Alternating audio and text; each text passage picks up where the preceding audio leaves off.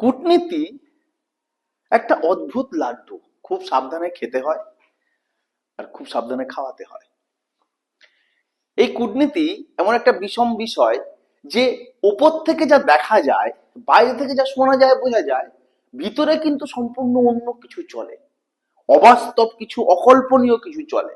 যেমন ছোট একটা উদাহরণ দিয়ে আমি যদি বোঝাই, যে জার্মানির সাথে Russia, east and West, socialist and capitalist, এরকম একটা তেলে জলে মিশবে না দুটো কান্ট্রির মধ্যে বিশ্বযুদ্ধের আগে একটা সামরিক চুক্তি হয়ে গেল। সারা বিশ্বকে চমকে দিয়ে, অবাক করে দিয়ে সেই চুক্তিটা দেখালো কূটনীতি কি জিনিস। ঠিক তেমনি এরকম একটা বিষম কূটনীতির, ভীষণ কূটনীতির ফলাফল, প্রতিফলন হচ্ছে I2U2। আমরা আজকে বুঝবো আজকের কনটেক্সটে। আজকের কনটেক্সটটা কি? আজকের কনটেক্সট হচ্ছে ভারতের সাথে আমেরিকার সম্পর্ক খুব খারাপ হয়ে গেছে। এটাই তো মোটামুটি বাইরে দেখানো হচ্ছে। কেন, কিভাবে? তার কারণ খুব স্বাভাবিক, ভারত রাশিয়া থেকে তেল কিনছে, রাশিয়ার সাথে আমেরিকার শত্রুতা বা ঠান্ডা যুদ্ধের শত্রুতা সম্পর্ক অনেক বছরের। আমেরিকা যা পছন্দ করছে না, ভারত রাশিয়া থেকে তেল কিনছে বলে ভারতের উপর একের পর এক ট্যারিফ শুল্ক চাপিয়ে দিচ্ছে, যাতে ভারত তার জিনিসপত্র আমেরিকায় বিক্রি করতে না পারে। ভারতের H1B ভিসার উপরে দারুণ কড়াকড়ি, যাতে ভারতীয় নাগরিক আমেরিকায় গিয়ে ভালো জব, আমরা সাধারণত আমেরিকায় ভালো ভালো জবগুলো করি, ভালো জব না করতে পারে। আরো রয়েছে, এখানেই শেষ না।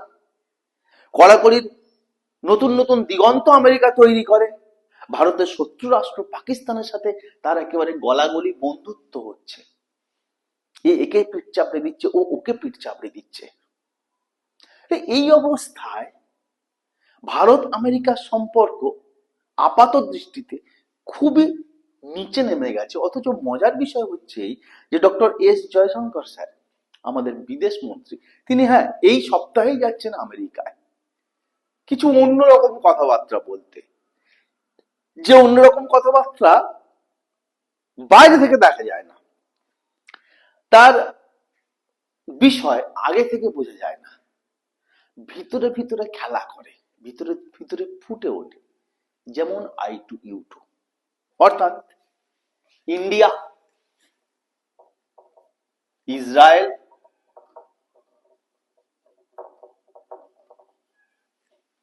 USA and UAE. This is I2, this is U2. এদের একটা পার্টনারশিপ, এদের একটা স্ট্র্যাটেজিক পার্টনারশিপ। চলো আমরা খুব ছোট্ট করে এই I2U2 জিনিসটার আর একটু গভীরে বুঝে নিই।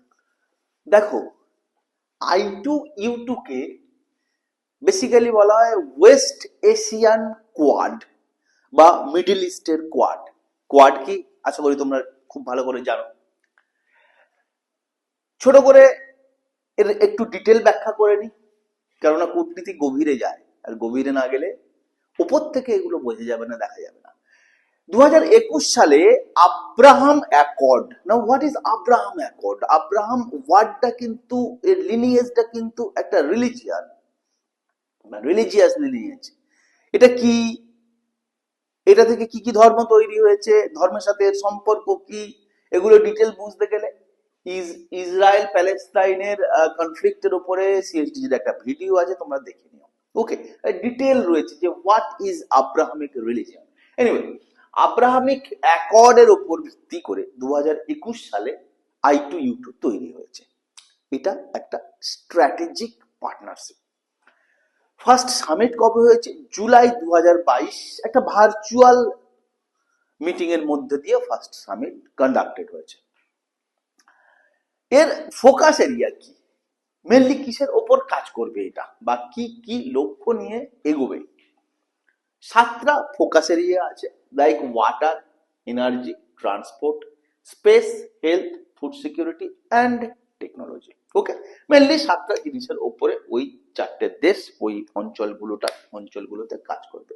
নাও the main thing, the very core goal, aim of this I2U2 strategic পার্টনারশিপের the goal aim is strategic significance. What is strategic significance? তিন রকমের আলাদা আলাদা পয়েন্ট অফ ভিউ থেকে স্ট্র্যাটেজিক সিগনিফিকেন্স দেখা যায়। ফার্স্ট হচ্ছে পাওয়ার ব্যালেন্স। দেখো, ওয়েস্ট এশিয়াতে জেনারেলি শক্তিশালী কান্ট্রি হিসেবে আমরা জানি সৌদি আরব, ইরান, এই দেশগুলোকে, এবং ইউএই উন্নত অর্থনৈতিকভাবে ক্ষমতাশালী রাষ্ট্র। ওকে, কারণ দুবাইয়ের সাথে ভারতের সম্পর্ক আমরা সুবিদিত আমাদের কাছে। এখন যদিও